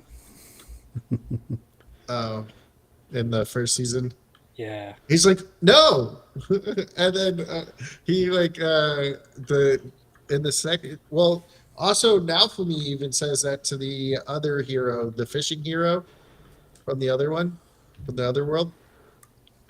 She's like, you're a, she's like, I am not. I'm only 19. Like, I look like a young girl because I'm still kind of young. I haven't fully Well, matured. calling someone a lolly and a lolicon are two different accusations there. Well, that's what he. No, he said, or in the, he says lolicon in it. So he calls her a lolicon, and her defense is, I look young. Yeah, That's a So maybe- fucking mistranslation. That is the probably. wrong use of the word. Probably. I don't know. No, a lolicon is someone who likes lollies. Oh. Well, then, yeah, probably a mistranslation. Welcome to Crunchyroll. They mistranslate everything. Okay, let's go to. I still like it. New season's also started pretty interesting. Okay, Marcel's on my side. Okay, Secrets of the Silent Witch, which is awesome. The secret nerd anime of the season because it's heavily into mathematics. Yes, I love mathematics. It was one of my favorite I things. I mean, it also had a nice little bit of detective story where she figured out with the flower pot and the gloves and the crazy and the girl just going batshit crazy. Uh, Well, like, it also confirmed like my theory about the character that I had said, where like she basically like her father was executed for saying something wrong, or like or something. Basically, she's terrified to speak because something happened in her childhood where like someone said something they shouldn't have, and it got them, executed. So specifically, I think it's going to be her opening her mouth, probably saying something about what her father was up to that led to him probably. being executed, and that's why she's so traumatized. And because she also indicated that nobility does that. Like, so in her past, a noble probably got upset about something she let slip that her father was up to, and he got murdered. I am intrigued also by whatever is possessing the other guy that's making him. He's got something going on. He's mana is flowing out of his body. Well, not just not just that, but like he's like constantly like having memory lapses and all this stuff. I'm like, okay, bro, you doing all right there? I guess not. Yeah, so it But looks like I think there's some kind of demonic possession, which is why the mana is like flowing out of his body. And you can see, I think at the end of the episode, they flashed to his eyes where it had like where they turned red while he was walking towards that door. maybe he's going to have that problem in one of the villainous ones where they have like a mana overload and she has to like use the power to like stop it. I think that's one of the villainous animes. Maybe. Perhaps. I do really like how Like she use the power of accidentally gets girls. herself a place on the student council. Like she just failed successfully. Okay, so guys, Can you audit the last 7 years of books? She did it in an afternoon. Everyone's like, wait, what? Hold on a second. What did you just say? So, question for you guys. You guys watched the ReZero dub, right? I have watched both dub and Yeah. sub of the show. Hmm. All right. So, what would you think if Amelia is our villainess? Are you talking about within ReZero? No, in this. If Amelia's voice was our villainess. I did watch the dub for this one, and I wasn't a huge fan of the dub, to be entirely honest. If that's what you're getting at, I think Monica sounds better, like more accurate to the character in the Japanese version. Oh, as a shy little girl. But Mhm. Isabel is Kylie Mills, who is Amelia. So you would get Amelia as the villainess. I love how in this last episode, our villainess was it's like, oh, we should have matching hairstyles. And then the maid's like, you're a villainess. You can't have the Yeah, same the hairstyle. person who's bullying a girl doesn't usually match her hairstyle. And she's like, what? And they're like, But don't we can worry. do it when you're For on break. Christmas, yeah, for Christmas, we did. Oh my God, yay! I like how she's like beating up on the pillow loud enough for everyone to hear. Like she's like reveling in the idea that she's physically assaulting this girl. She just takes the villainous role But very no, but seriously. it also get what's great is it's humor. It's done for humor, but at the same time, it gives you an idea that in this world, It's nobility perfectly would have acceptable. free reign to beat a commoner Yeah. without repercussion. Like there'd be like she's doing it loud enough so everybody knows this is happening, Mhm. and she doesn't worry that she'll get in trouble for it. And this is like one of the main reasons why I wanted to talk about this every day, or not every day, every week. It's because it's just so good, and I feel like I would have just added more animes to talk about if this wasn't on there. Um, I do appreciate that it's got a subtle depth of world building for these things that seem rather maybe superficial, but actually do add a lot of layers to what kind of universe and world they're in. For why, again, reaching back to why she would be so shy. Like Crimson said, there's going to be the childhood trauma. We've already seen the references to that, mhm. and where they're going to slowly try to bring her out. I mean, it's something where we've seen it before, but I like when there's just a well executed good take on it. Mhm. Excellent, excellent anime so far. Now let's jump into Ugly Mug Fighter. So we kind of talked about this when we were vote or little Chad was voting for this. We find out that she's disabled. He gets a superpower, and then he just slaps him, and then turns his back, and they attacked again. And our ugly mug guy went in and saved the day. And was like, "No, you did it!" And he fucking picking his nose, and flicks a booger, blows up the wall. Like, man, this And show then is he's like, "No, I saw it. It was a beautiful eagle that came flying through." yeah, it was from the I do hero. love when he's like, you need to slap them, and he reverts back to his normal phone, and he's like, a slap from of love cannot be given in anger, so I needed to go back to my And he regular form. went through this whole plan to have him slap him to see if they were lying. Um, Yeah, but yeah, it's really good. I like this one. We basically talked about it already. Yeah, I'm a Ugly little Mug is it's not like the most amazing story. Oh, sorry. Oh, I should mute my mic. I'm sorry about Richard is that. dead. Yeah, I am dying for some reason. Like my allergies just kick in all the time for whatever reason. Um, it's not like it's amazing storytelling, but at the same time, like it's like a B tier that does things in notably better ways than most other B tiers. Like I'm still not like terribly impressed with some of the ways it does things. Like it still has that like video game aesthetic to it that I'm not a huge fan of in many series. There have been very few that have done the video game thing well, and they kind of go along the lines of like Shield Hero or That time I or not that time I got reincarnated as a slime. I'm a spider. So what? Mhm. Where it kind of comes down to basically there's some god manipulating the whole system because they think it's fun. That is usually where I find that storytelling the best. But I digress. I don't like the video game element in this one, but the storytelling is much more put together than I would expect from an isekai of this kind.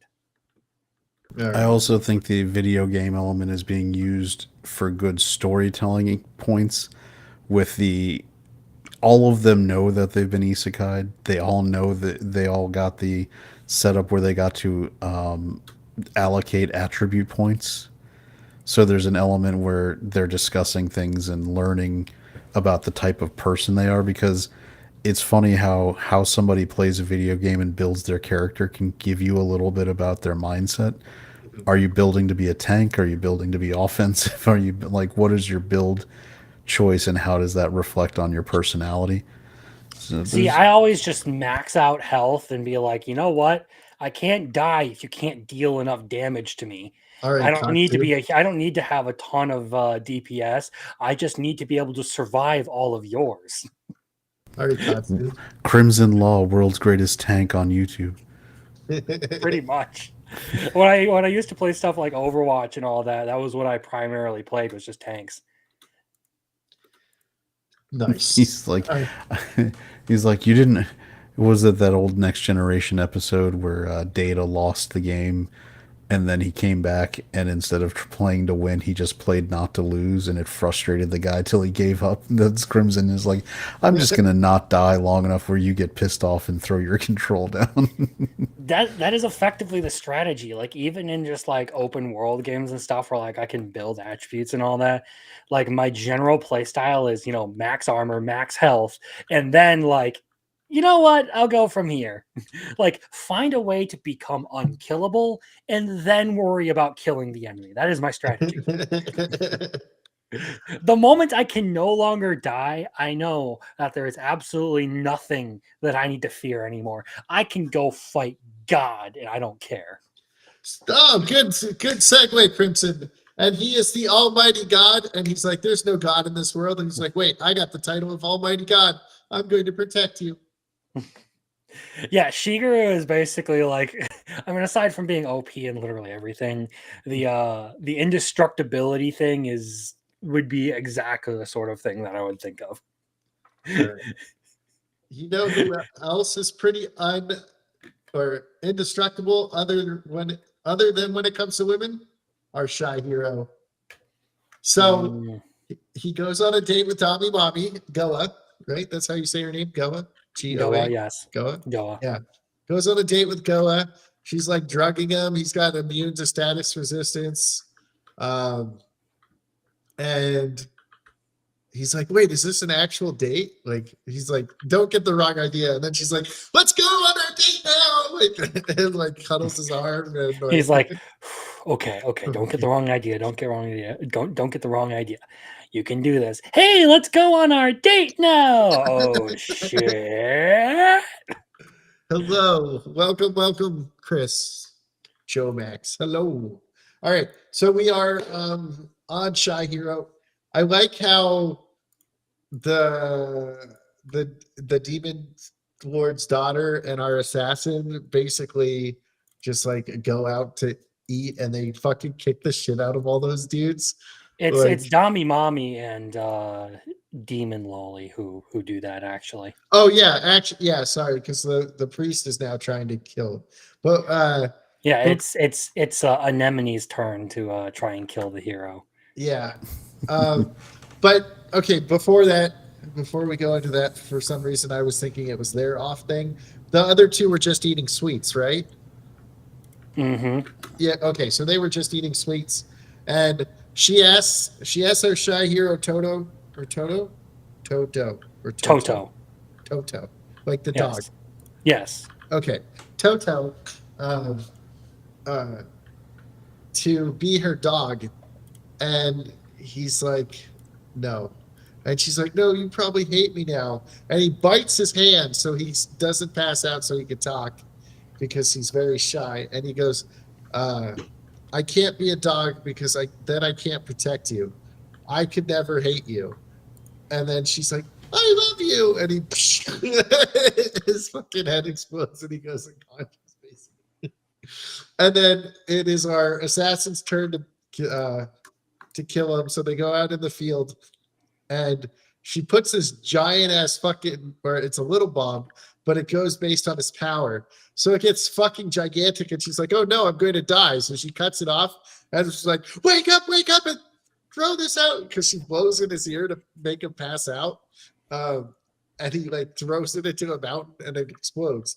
And while all this is going on, the two other girls are like making like a potion, and they get caught in the explosion a little bit, and they think it's the explosion from the potion, which I thought was funny. They're like, "Oh, we had a mishap with the potion." But I like how they fucking kick the shit out of these guys. They're yelling at them, "Why are you still chatting? They're being robbed here."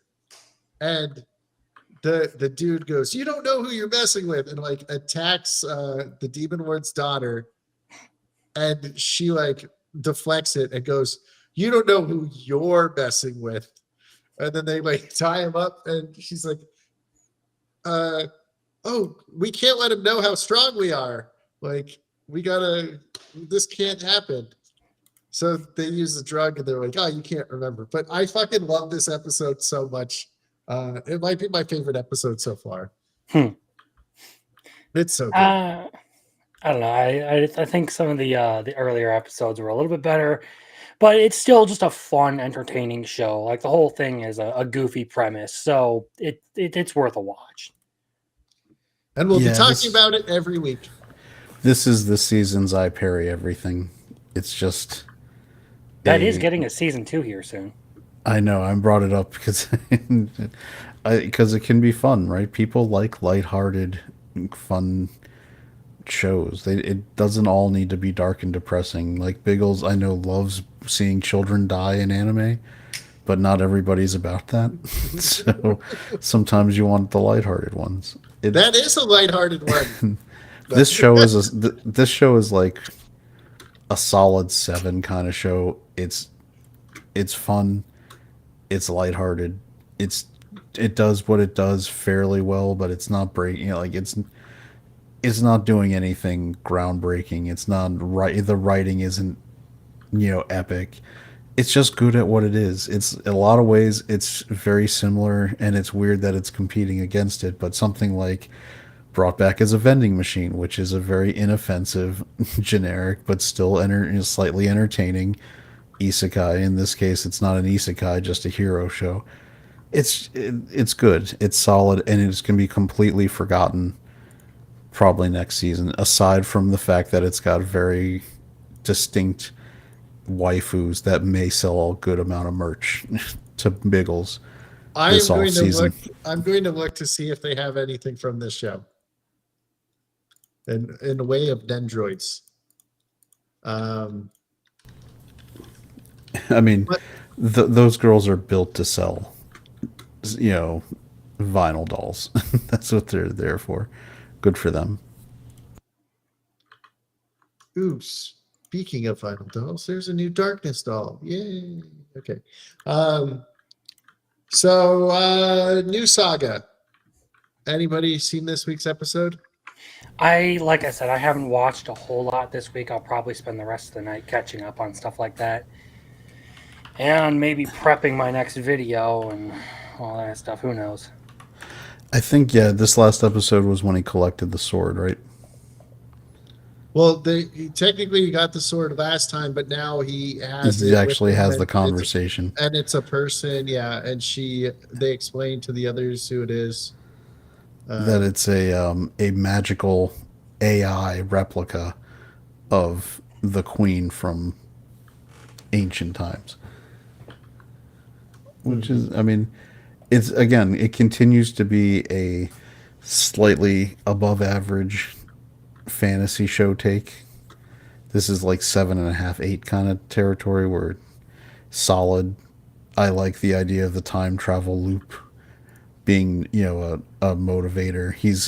and our hero is being driven, right? He's not lollygagging around. He's going right to check the box. Like it's what you would want, right? If you Mhm. know you've got a ticking 5-year clock before everybody you love dies, you're not wasting any time.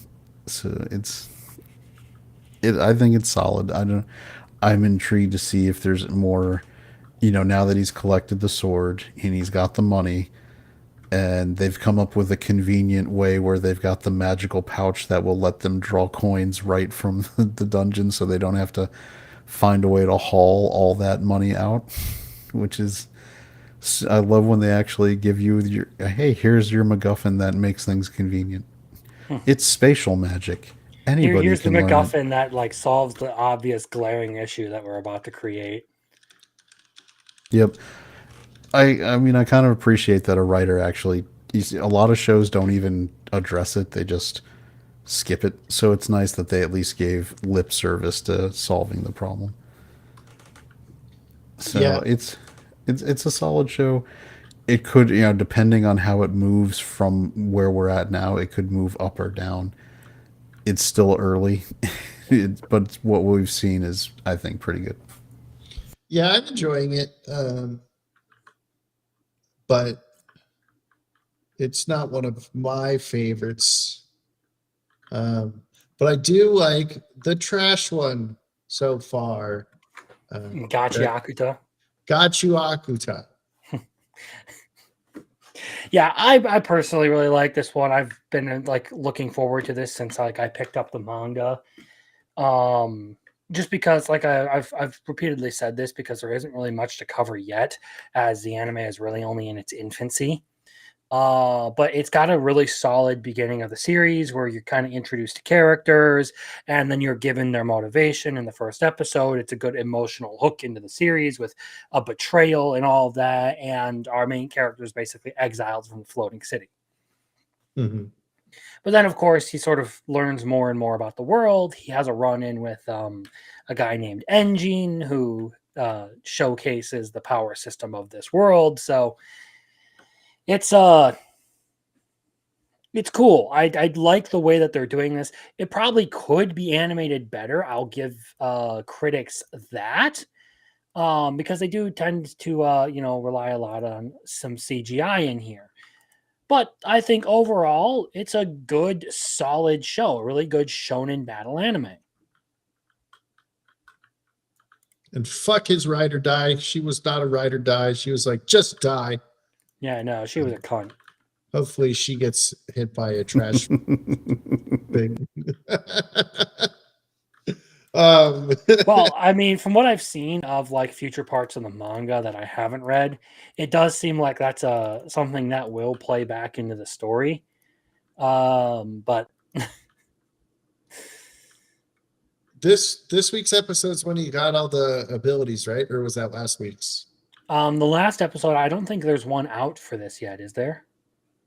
Uh, This latest episode was basically his introduction to the giver abilities. okay. Was Yeah. there not a new one this week? I don't think it airs until like Wednesday or Thursday. Um, but I thought we talked about him getting the giver ability last week. Did we? I haven't seen any Gachiakta episode 3 release. Uh, well, I didn't. Yeah. I don't remember any episode, but I thought that was last week's. You have the brain damage, so I'm going to ignore you. Oh, okay, that's fine. I could have swore we talked about it last week. Yes, but I liked it. It's pretty good. Glad we get to keep talking about it. You're just glad that it doesn't have anything to do with balls. Yeah, exactly. Okay, so welcome to the Outcast Restaurant. This is my number one pick. I'm going to have a third video out for episode 3, which I could probably just clip it from here. So basically, what does or restless spirits, a ghost, a mage that doesn't a mage that talks a lot of shit, and a paper bag have in common? They're all losers. This anime. So basically, this little kid comes in. I don't know how old he is, but he looks fucking about the same age as Atelier. Um, or Atelier, something. I don't know. They say her name. He's weird. 12,000 years old. Or sorry, No. 1,200 years old. This one, the little girl's name is Atelier or Atelier. They say it weird. We had an entire show last I know, season, but they say her name different multiple times. and Crimson has told you how to say it. I know, but when they pronounce her name, they say it different. This is the this is like villainous going down in history all over again. Where With they Jill, Jill and Gil, yeah. where Jill they and kept Gil. changing it and it messed you up every single week. Yeah, because they do that in this. That's why I think I should watch it with subtitles as I listen to it. Even though I'm like reading it, but I'm like listening to the Japanese and they say the name. Like in Kaiju number 8, Shinomiya was Shinobia.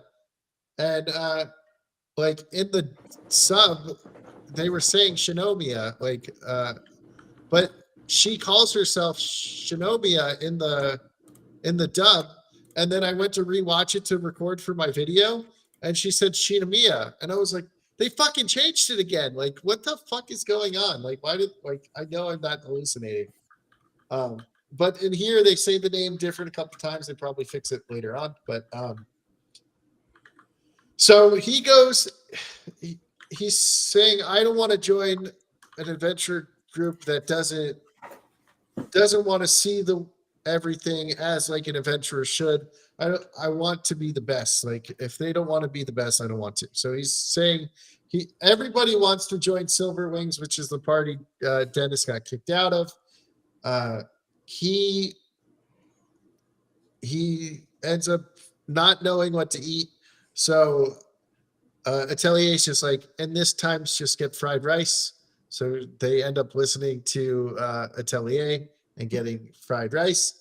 And the funny thing is, they're like, oh, so he does like rice, because they asked him, how about this? It has rice. And he's like, no, I don't want rice. And then she's like, you should get rice. And he's like, okay, I'll get rice. And now all he does is order different kinds of rice. And he goes, oh, I just got into the second best guild, or the second best party, and I'm going to this floor. And Dennis is like, man, it should be like a level 34. This is all thought in his head because this is what he's thinking.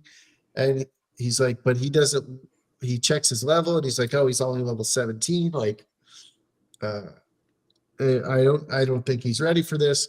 So Dennis he dons his paper bag and follows.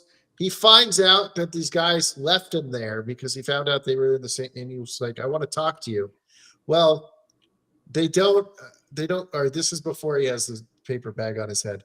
They don't tell him anything, or they're like, oh yeah, we left him there. So Dennis kicks the shit out of these guys, and you just see him on the ground, like beat the fuck up, and he goes into the thing, and you see the kid running for his life from goblins, and he goes to cast a spell, and his mind goes blank.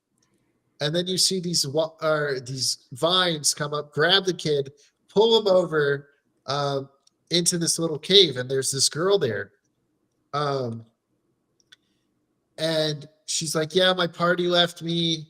I'm stuck here. And he's like, I don't want you to die. So the little kid goes to save him, or save her. She's like, I'll be the distraction. You go run. You go be free. And Dennis ends up saving him. And he sees it with the paper bag on his head and just starts smacking the ever-loving shit out of him.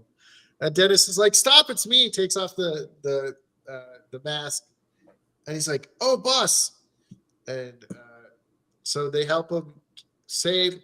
He's like, oh, there was this girl here. And he goes, and they look in there, and the girl is actually a skeleton. So the girl has been dead for like, I think they said like 15 years, or no, 30 years, I think it was. So for 30 years, this little girl's body has been like rotting there, that she's just a skeleton. And I think at the very end, their like souls kind of unite after he goes and gets flowers for her and all this stuff. So it's actually a really good episode, and I actually think that his like restaurant regulars are going to form a party together. That's my theory right now, and he might just kind of go and look after them. Uh, yeah, I was like, oh man, it had some emotional feel. So I'm going to do a video on this. I really like this one. I just got to find a way to make it fun. Uh, I see Crimson's laughing at me because he hates me. I'm not. I'm sorry. I have to laugh at that statement. I'm gonna make a video on this. I just have to find a way to make it fun. Like, Yeah, shouldn't the show in and of itself be fun already? it is fun already, but sometimes when I'm doing a video, I'm just like, and then the moon jumped over the sea, and you're like, what? Yeah, Okay. exactly. What? The moon jumped over the sea? What? Yeah, Did you exactly. just fucking look? Sometimes a video needs to be informative. Like, if I can sneak in some humor or whatever, like I did a whole edit today for like a like, hey, subscribe or I'll steal your dog.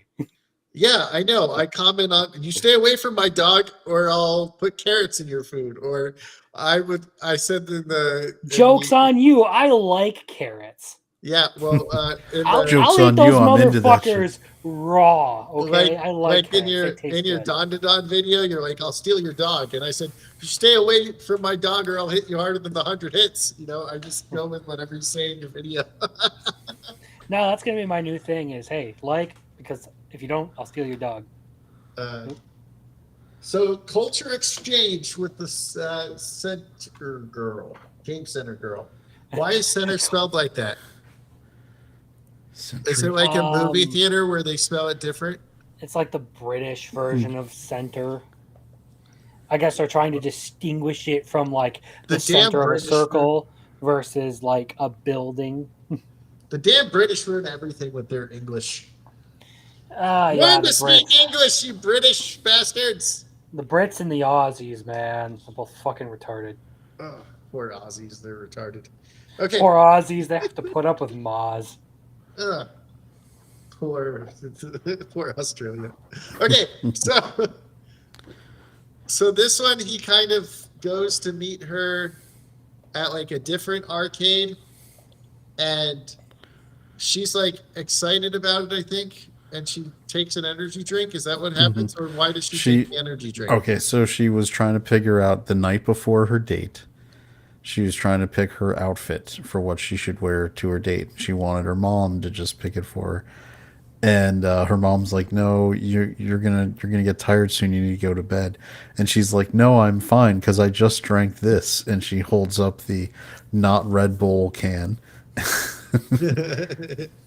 And so when we cut to the actual date the next day, she's the Walking Dead because was up all night from the energy drink. And He's just like, "Are you okay? Are you feeling okay? We can take you home." Like trying to like make her feel better. And then they run into the koala. Like this koala has like a VR game, a Switch game, a train game. but it's okay because he actually points that out in the show about how crazy it is that he Yeah. has all these games happening at once. That This koala koala is like that one IP that gets all the attention that nobody even like touches. It's Hello Kitty. Oh, I believe it. And she's like, "This one," and so they're playing, and he's fighting off all of them in a koala suit in the VR. That was, But it turns out that's just her dream, and in the real game, he got smashed by the hunters as soon as they popped up, and she was passed out. And then he proceeds to just carry her home. Mhm. And then she decides to have a study date with his sister and ends up in his house and then sneaks Breaks into into his his bedroom. room. Yeah. And then when he shows up because she thought he was out of the house, she gets all offended and runs out. And then his sister is like, "What did you do to my friend, you creepy college boy?" But he's like, "I It's didn't still do anything." it's still like a cute and endearing series, to be entirely honest. Like, even in spite of like the the odd choice of age gap. Um, At it's least he's not still actively pursuing her like yeah, like I Mom was saying was. earlier before we started the show, at least he's not like actively going after this chick. It's just like, oh, I keep saying things wrong in English. Oops, I keep fucking this up. Like I need to be better. I like it just like, and at that point he's just being like nice. He's being polite to her, trying not to like come off as like an asshole or anything. Yeah, I do think that it's nice that they've made clear that he just felt bad for this lonely, isolated girl who Who is his couldn't win a sister's grand age. couldn't So win the he's grand got a koala. reason to like, have a soft spot for a girl that age. And he's already explained it to her too. Like I can't return these feelings. She's like, all right, well, I'll make you fall in love anyway. Typical girls. And on the plus side, it's helping her grades, which is I nice. can fix him, says girl who is even worse. The most adorable part of the show is the like broken English that they have the quote unquote English characters saying. Well, even then, he's still using like random Japanese words. So, like, in specific, so he tries to say like, when I'm not at my part time job, we can hang out. Um, No work, we have fun. he says no baito, which baito is part time job. We enjoy. Yeah. No baito, we enjoy. So he's like not even speaking full English there. He's mixing in Japanese as well. I just think it's funny. No, I was speaking to like her voice, like with her and her mom when they're talking, and she's like, "Renji, is this for me? Thank you." um, but no, I do that a lot when I can't think of the Spanish word when I'm talking to someone in like Spanish. If I can't think of the Spanish word, I just say it in English, and they're like, "Oh yeah, okay." I was watching a travel YouTuber, and he was talking about it, like someone asked him tips about traveling in Japan because he lives, he Mhm. lives there. And Crimson might like this because it was funny. He's like, it sounds like the most racist thing, but in when you get to Japan, if you're having trouble trying to like figure out the right Japanese word, say it in English, but do it in a heavily accented Japanese like tone, and you'd be surprised how many people in Japan will be able to understand what you're trying to say if Well, you do it isn't that way. English like a high school like Mhm. thing that like they all learn? Exactly. Yeah, that's right. Because they took it because it's a mandatory class. English is mandatory in Japan. So like when you're like bathroom, yeah, and this if you say it like that, they're like, oh yeah, and they'll like point it out. And he's like, you might feel like in your head you're coming off as the most offensive like American tourist way to try to do it, but it's funny how that actually gets the question across and they understand it better than when you're just trying to fumble in Mhm. non-accented English. Marcel, Uh, I love I, it. I love I was it. about to say I'll answer Marcel's question here as someone who generally does have a problem with this sort of thing. I actually don't think it's bad in this show. I I think that in like. this show in particular, it's good. I think it helps that it does kind of sound like they're making a really like strong attempt at it sounding as close to actual English as possible. But like in a show like Trillion Game where they did something like this, I didn't like it. This one, I do enjoy it, but it may just be the fact that with Trillion Game, I already had a negative impression. I was just looking for more reasons to hate on it. I loved how in like Blue But Lock they had like a Brazilian guy speaking mhm. like he was French. Well, in this, like in this sense, like I never uh, want to try and make fun of someone speaking English as their second language and making mistakes Yeah, because I respect the fact that they actually tried to learn English. Is a fuster cluck of a language, dude. yeah, and And this is I coming from think someone who enjoys like etymology and stuff like that, like just like random stuff about language. Like yeah, English is a fuster cluck with no real rules to it. I find it very endearing. Like Crimson is saying in the context of this show, we have two people genuinely trying to communicate with each other across a language barrier.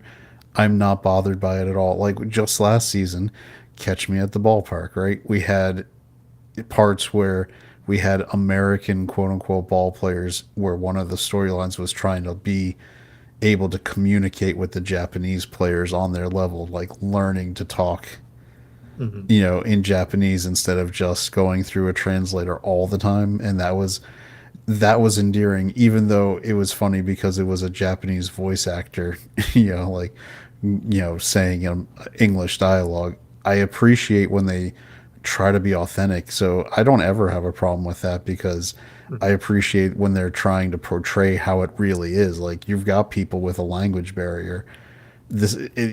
People struggling through language to try to communicate is not I mean, we saw a slightly different version of that with the Okinawan girl.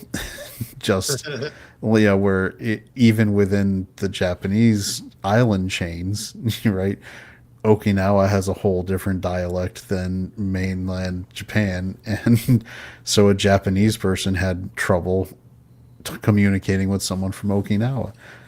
I think what you're running into with Marcel, I think what you're running into with like people dropping it is they are like Regards? super hardcore sub elitists. It can't handle a dub whatsoever, and they're not even willing to give the idea of this like a call like actual like English speaking characters who have an entire reason to be speaking English in this show because it's all about that language barrier, right? They're not even willing to give that a shot because like they're I don't know. They think that one form is so superior to the other that they can't possibly stomach it. All right, let's we're very or it's the 2 hour mark, so we usually end. Let's do a quick run through of Rui Rocks. We get a new college girl who is stacked as well. We Uh, get the undergrad college girl to her grad student. We let's get go. plenty of thick thighs and lots of minerals. Okay. Yeah, it is worth the watch. But this one is just genuinely like an endearing show because like if for as spoiled and like bratty as Rory can come off as like sometimes of like how she goes about like picking the things she wants to do. She's a good kid regardless because she's still willing to like, go out of Mhm. her way to like hand over samples and stuff for the college girls for their research and all that. Um And now we're going to Especially be like going in after this some sapphires. yeah, in this episode, we did the Fluorescent. fluorite, and like Ruri decides that she's gonna stuff her pockets with as much of it as she possibly can while they're on their way out. And she hits her head. That's when they make the discovery, right? When she hits her head. Hmm. Yeah. Yeah, it's a sweet show.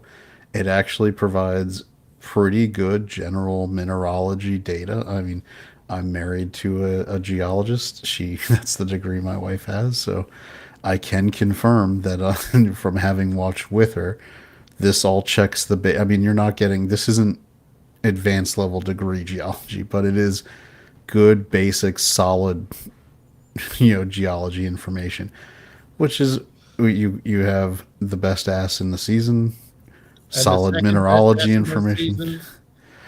Well, like the two college girls got assets across the board, man. Like Mhm. and as Biggles whether pointed you're a out. titty man or an ass man, they got you covered. They got you Look, covered. Okay. all I'm saying is I probably know what they're doing to earn their tuition income on the weekends. All right. That They're is working at a hostess bar, right? that that that is a Clearly they've got a guy who's spent over 250,000 on them, and they don't, and he swears he'll love them forever. But it's okay. She's got a new friend that she's going out to dig up rocks with. That was my next joke that I was gonna make.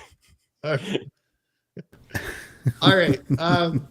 I think that's a good way to end it. Thank you all for being here. Marcel, thanks for voting. Everyone else, thanks for being here. And we have our list to talk about, which I have already closed, I guess. But we're going to be If you were talking here and every didn't week. vote because there's 4 of you in the chat, I see it. Okay, you're a chump. Like what the heck? All right. So now every week we'll be talking Kaiju number 8. My Dress Up Darling, Dawn to Dawn, Sword of the Demon Hunter, Rascal Doesn't Dream of Santa Claus, Witch Watch. We're giving Shield Hero a couple more episodes as a trial run. Clevitas, Silent Witch, Outcast Restaurant, Shy Hero, Rui Rocks, Ugly Mug. How do you say it again? Gachiakuta. Gachiaka, managing those three sisters, whatever the fuck their names are, and Game Center Girl. All right, we'll be talking about those all the time. Thank you all for being here. I will see you next Monday. If you guys watch my gaming streams, I'll see you on Friday. Bye, everybody. Later.